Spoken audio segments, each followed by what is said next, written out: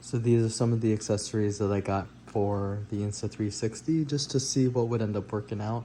I was able to try this one out, and I'll talk about that real quick, and then I'll go over why I have a couple of different things here, and also this one's a little bit different. But these are 3 different mounts that I had ordered just to see what would kind of work, and I'll go over what worked and what kind of didn't basically. All right, so the first one I'll talk about is called Sametop. It looks pretty beefy, it works pretty well. Basically like a clamp here, and then you can either attach this piece directly to the clamp, or you can use this kind of extender here. And this is kind of cool because you can change it in different directions. I just personally wasn't going to use something like this, so I probably am going to end up returning this, but this is not a bad idea if you want some closer shots from the bike. You don't want to use the selfie stick, or if whatever you're doing and you're just looking for something that allows you to get a different range. So if you want to like bend it forward so you can do a selfie of yourself, or bend it in a certain direction, you're able to kind of do that and have a little flexibility with that based on how you wanted to turn it. The second one is one that I actually used on my last ride.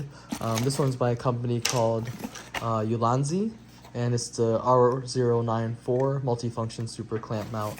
And this one I liked pretty well. The only issue was that it's a little on the skinnier side. So when we took off at speed and we're doing certain things, it just wasn't able to hold as well. So that's why I probably will also end up returning this one. This also comes with the separate mount, but you don't technically need it because this screw right here basically is the right size to go into the Insta360 camera. So this one worked pretty well, and for most things, it would be pretty decent. I kind of like the fact that it wasn't super sturdy, so at speed, like I said, it did move around, and then because of that, I was able to kind of manipulate the camera in a few different angles, which was kind of nice for the first ride to see what would kind of work. Because it moved around so much, that's why I ended up getting this Vgsion. I'm not sure how you even say that one, but that's why I ended up getting this clamp. And as you can see, this one's a lot beefier than the last one, with some bigger ball joints there just to connect everything, and also with the right screw, so you don't need any extra connection for this.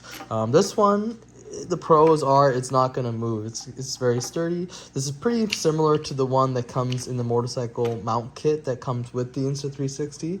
The only difference is that kit costs about $50, and it does come with extra stuff. It comes like a helmet mount and some stickers for sticking it to your helmet and different things like that. But for me, I wasn't interested in putting on the helmet. That's actually why I lost my last GoPro. So that's why I wanted to just get something that without any double-sided tape would be able to attach to the bike and stay put. So we'll see how this handles up. I haven't tried this yet, but looks much beefier than this other one here. But just depends on what you end up doing, because they both probably work pretty well depending on what you're looking for. The prices are pretty similar. This was like $19, this one was $23. So that's why I also ended up getting this, because like I said, the motorcycle mount was about $50, so I didn't need the other stuff, so I just got this, and it was only about $23. So we'll throw that on the bike and see how that works out.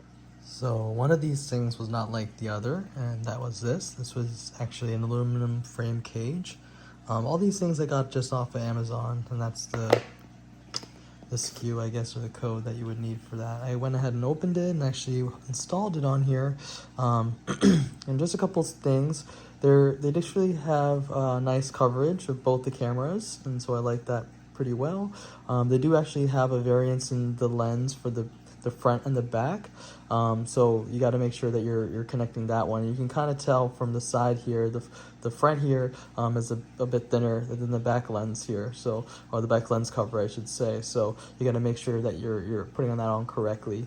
And this is also a cover that we put onto the actual Insta360 screen, so that keeps things protected for all the screens and the lenses basically.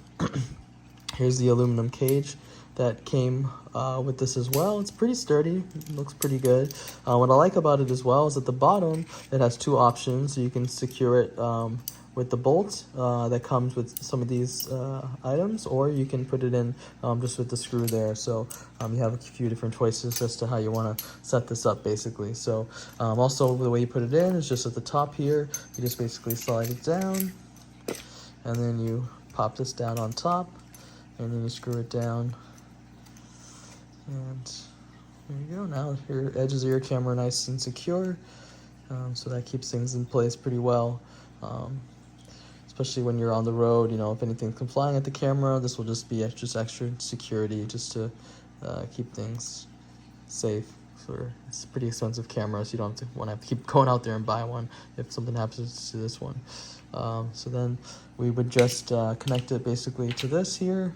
So let me do that. So I end up putting the Insta360 on the invisible selfie stick here, and I have it extended out. This would be all the way, but probably about halfway. Try to keep it as sturdy as possible.